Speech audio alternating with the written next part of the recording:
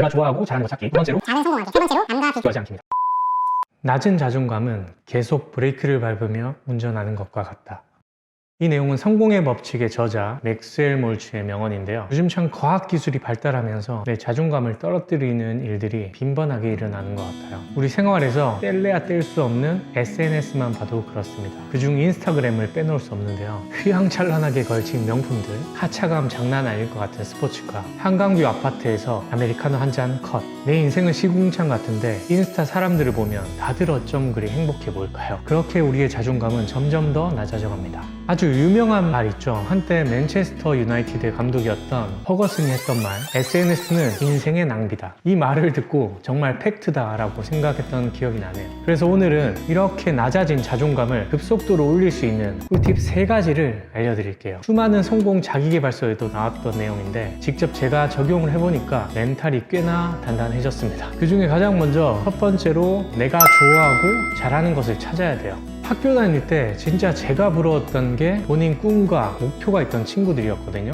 그 친구들은 말할 때 항상 당당했어요. 그런 모습이 제 눈에는 정말 멋있었나 봐요. 그런데 저는 진짜 제가 뭘 좋아하는지 뭘 잘하는지 전혀 몰랐거든요. 그러다 보니까 남들 앞에 할 얘기도 점점 없어지고 위축되더라고요. 그런데 지금 와서 과거를 돌이켜보니까 왜 꿈과 목표가 없었는지 알게 되었습니다. 바로 경험이 없었더라고요. 이것저것 도전해보지 않아서 내가 뭘 좋아하는지 내가 뭘 잘하는지 알 수가 없었던 거예요. 내가 잘하는 게 없다고 느끼니까 이게 자존심을 갉아먹게 되더라고요. 그걸 깨닫고부터 전 이것저것 많은 도전을 했어요. 운동 레슨, 보컬 레슨, 부동산 경매 투자, 유튜브, 인스타그램, 블로그, 글쓰기, 스마트 스토어, 각종 성공 모임 참석 등 나 자신을 개발하기 위한 경험을 사기 시작한 거죠. 처음에는 비싼 돈 내고 교육받고 자기 개발할 때 손이 벌벌 떨리더라고요. 그런데 경험이 나의 스토리가 되고 무기가 된다는 걸 느끼기 시작하고부터 조금씩 바뀌었어요. 다양한 경험들을 하다 보니까 이건 내가 좀 좋아하네, 이건 좀 나랑 안 맞다 라는 판단이 서기 시작했습니다. 이게 참 신기한 게 내가 좋아하고 잘하는 것들이 하나씩 생기니까 무언가 속에서 차곡차곡 쌓여지는 느낌이 들었어요. 그때 깨달은 것 같아요. 내가 잘하는지 못하는지 알기 위해서는 경험이 필요하구나. 이 경험이 쌓여서 무기가 되면 자존감, 자신감도 늘어나는구나 라고요. 그래서 내가 뭘 잘하는지 뭘 좋아하는지 알기 위해서 이것저것 시도해보기를 권장해 드립니다. 두 번째로는 작은 성공이에요. 좋아하고 잘하는 것을 찾았다면 그 경험을 바탕으로 작은 성공을 해보는 거예요. 저도 정말 작은 단계부터 한 단계씩 올라갔었는데요. 그 중에서 제 자존감을 높여준 가장 큰 계기는 경매 투자 경험이었어요. 경매의 경자도 모르던 제가 어느 날 부동산 투자를 해보겠다고 경매 교육을 들었습니다. 그런데 얼마 시간이 지나지 않아서 한 채 낙찰까지 받게 된 거예요. 그때 기분은 정말 다리에 힘이 쫙 풀려버릴 정도로 좋았어요.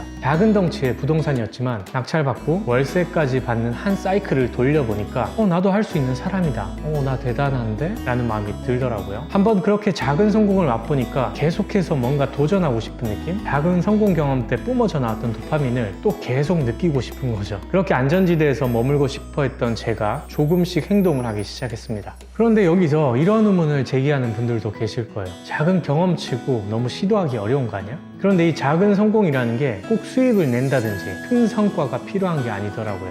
이처럼 별거 아닌 작은 습관들을 하나씩 만들어 보세요. 점점 더 스스로에 대한 신뢰가 생길 거예요. 제가 매일 하고 있는 작은 성공 중에 한 가지가 더 있는데요. 바로 푸시업입니다. 최근에 친구들이랑 내기를 했어요. 푸시업을 하루에 40개씩 무조건 꾸준히 한번 지속을 해보자. 만약에 전체를 포기를 해버리면 30만 원씩 친구에게 주기로 해요. 그렇게 시작된 푸시업이 지금 약 3개월째 이어지고 있습니다. 이게 제 몸 건강에도 좋고 근력이 작게 조금씩 형성되다 보니까 조금 더 힘쓰기에도 좋은 것 같아요. 아직 멀었지만요. 이처럼 별거 아닌 작은 습관들을 하나씩 만들어 보세요. 점점 더 스스로에 대한 신뢰가 생길 거예요. 마지막으로는 남과 비교하지 않는 겁니다. 내가 잘하는 일을 찾고 작은 성공까지 경험을 했는데 이때부터 문제가 생겨요. 나보다 잘 나가는 사람이 눈에 보이기 시작하는 거예요. 이건 제 얘기인데요. 저도 열등감이 상당히 컸었어요. 특히 20대 때에는 공무원이 그렇게 부럽더라고요. 매번 어머니는 저에게 이런 말을 했어요.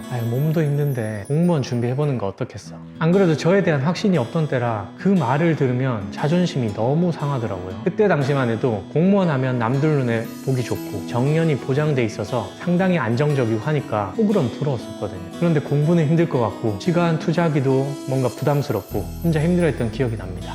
SNS에도 온통 행복하고 잘 살 비싼 거 먹고 하는 것만 보니까 점점 더 내가 못나 보이는 느낌? 그렇게 열등감이 더 커지더라고요. 그런데 사람이 참 간사한 게 열등감이 생기니까 마음 한켠에는 우월감이 또 자라나는 거예요. 나보다 잘난 사람을 보고 부러워하면서도 나보다 못난 사람을 보고 안도하고 있는 제 자신을 봤어요. 에휴, 진짜 스스로가 싫고 한심했습니다.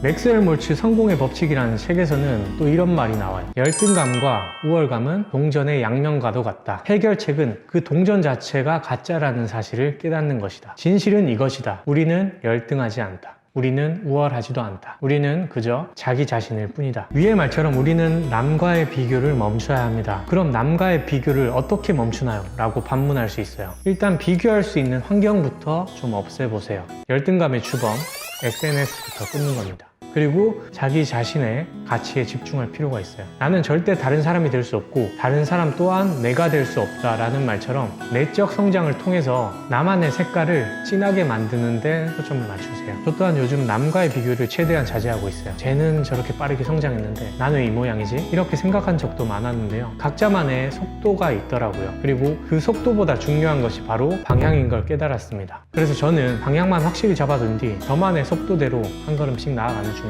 여러분들께서도 남들과 비교하는 마음은 조금 내려놓으세요. 어제와 오늘의 나를 비교하시고 앞으로 나아가시면 좋을 것 같아요. 그럼 꾸준한 성장이 있을 뿐더러 자존감 또한 채워질 거라 생각합니다. 오늘 내용을 다시 한번 정리해 보겠습니다. 무너진 자존감 높이는 3가지 꿀팁. 첫 번째로 내가 좋아하고 잘하는 거 찾기. 두 번째로 작은 성공하기. 세 번째로 남과 비교하지 않기입니다. 이 3가지는 꼭 마음속에 간직하시고 건강한 마인드의 여러분이 되시길 응원하겠습니다. 이상 날마다 조금씩 성장해 나가는 석세스였습니다.